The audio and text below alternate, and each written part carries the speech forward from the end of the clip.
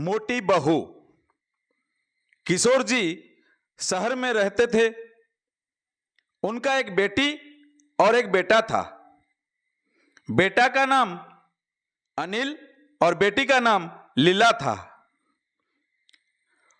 उम्र होने पर पहले बेटी की और बाद में बेटे की शादी करवाई। बहू का नाम सीमा था।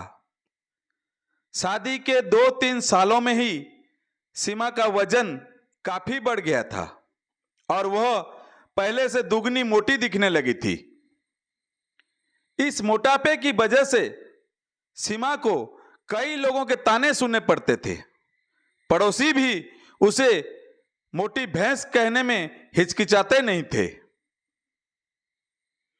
कितनी मोटी हो गई है, कैसी दिन पर दिन फैलती जा रही है, देखो जरा भी शर्म नहीं आती। पति बेचारा सूखा जा रहा है, यह देखो खा खा कर कैसे मोटी हो रही है। कुछ इस तरह की बातें अक्सर सीमा के कानों पर पड़ जाती थी। स्वभाव से हंसमुख सीमा इन बातों को इग्नोर भी कर देती, लेकिन उसे ज्यादा दुख तब होता था जब उसकी खुद की सास और ननंद उसके मोटापे के लिए उसे दोषी ठहराते और भला बुरा कहती। अनिल शरीर से काफी दुबला पतला था। शादी के बाद भी उसके शरीर में रत्ती भर का भी फर्क नहीं आया था। हालांकि सीमा मोटी होती जा रही थी, उसमें उसका कोई भी दोष नहीं था। बल्कि सीमा तो अनिल से भी कम खाना खाती थी और दिन भर घर के सारे काम करती रहती थी। अपने मोटापे की वजह से चाहे कैसी काम में कितने भी दिक्कत हो, सीमा उस काम को कभी अधूरा नहीं छोड़ती थी।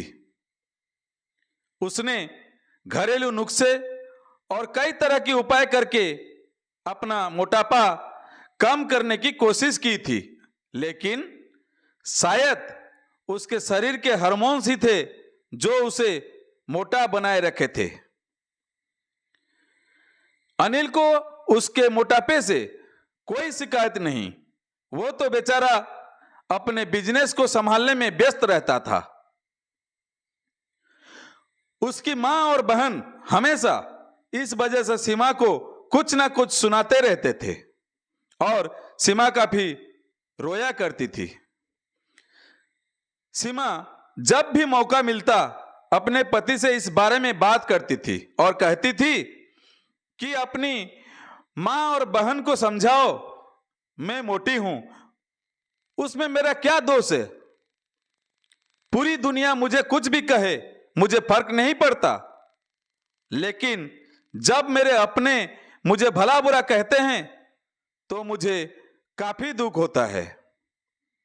ऐसे ही दिन बीते चले गए। एक दिन सीमा की सास ताजी हवा लेने के लिए जब टेरिस पर गई हुई थी, तब वापस लौटते समय उनका पैर फिसला और सीढ़ियों से वह गिर गई। भाग्य से वह बच गई, लेकिन उनके पैर में बड़ा फ्रैक्चर आया। उनको अब एक जगह से दूसरी जगह जाने में भी काफी दिक्कत होने लगी थी। बिना किसी के सहारे के वह ऐसा कर ही नहीं पा रही थी। जिस मोटी बहू को वो रोजाना ताने मारती थी, आज वही बहू उनका हर काम कर रही थी और उन्हें एक जगह से दूसरी जगह ले जा रही थी। उनका खुद का वजन भी 75 किलो था, जो उनके बेटे अनिल के लिए भी उठा पाना संभव नहीं था। हमको विचार आया कि बहू शरीर से भरी पूरी नहीं होती तो आज उनका क्या होता। सीमा की सास को सीमा के साथ किए हुए अपने बुरे बर्ताव के लिए पछतावा होने लगा था। उन्होंने एक दिन मौका देखकर इस बात के लिए सीमा से हाथ जोड़कर माफी भी मांगी। सीमा ने कहा, अरे मालिक, आप माफी क्यों मांग रही हैं? आप मुझे समझने लगी हैं, मेरे लिए इतना ही बहुत है।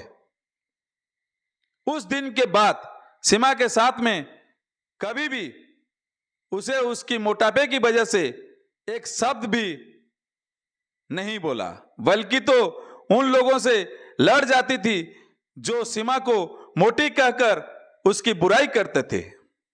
सीमा की ननंद भी इस घटना के बाद उसे इस विषय पर कुछ भी ना कह सकी। खुश मिजाजी सीमा अब पहले की तरह सब कुछ भुलाकर खुश रहने लगी। तो दोस्तों, हमारे समाज में, हमारे आसपास आपको ऐसे कई लोग मिल जाएंगे जो दूसरों को उनके शरीर के बनावट के हिसाब से गलत नाम देते हैं या उन्हें नीचा समझते हैं। किसी की हाइट कम हो तो नाटा, किसी का रंग काला है कालिया, कोई हेल्दी हो तो मोटा, किसी के बाल कम हो तो टकला। हमें ऐसी सोच की पूरी तरह खत्म करना होगा और यह समझना होगा कि बाहरी रूप स्वरूप ज्यादा मायने नहीं रखता, मायने रखता है भीतरी खूबसूरती, स्वभाव और विचार।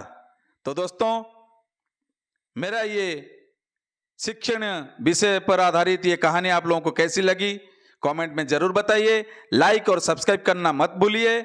आपका प्यारा दीपक महांती फिर से एक नई कहानी के साथ आपके सामने आएगी। तब तक के लिए बहुत बहुत धन्यवाद। नमस्कार एंड जय जगन्नाथ।